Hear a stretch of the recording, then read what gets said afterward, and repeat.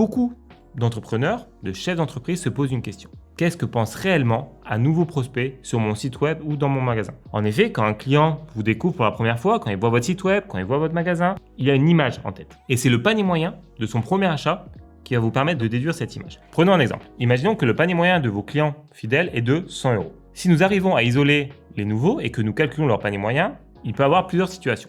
La première situation est que les nouveaux dépensent beaucoup plus d'argent que vos clients fidèles. Imaginons 2 fois plus, qu'ils ont un panier moyen de 200 €.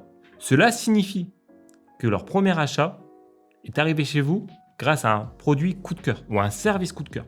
Ils ne sont pas venus pour les valeurs de votre entreprise, ils ne sont pas venus pour le nom de votre entreprise, mais ils sont venus pour un article ou un service. Donc c'est déjà plutôt bien car vous avez répondu à une demande, mais attention, ce profil-là est très volatile, difficile à fidéliser car ce qui l'intéresse, c'est vraiment le produit. L'autre situation est que les nouveaux ont un panier moyen beaucoup plus faible, par exemple 50 €. Ça, c'est un signe qu'il manque un peu de réassurance sur votre site web ou dans votre magasin. En effet, ces clients-là viennent réaliser un achat test. Ils veulent tester la qualité de vos produits, la qualité de vos services ou encore le délai de livraison. Cette situation représente environ 35% du marché. C'est peut-être une mauvaise nouvelle pour vous, mais ces clients-là, on peut facilement les fidéliser. En effet, si on arrive à prouver que la qualité est au rendez-vous, ils vont forcément revenir chez vous.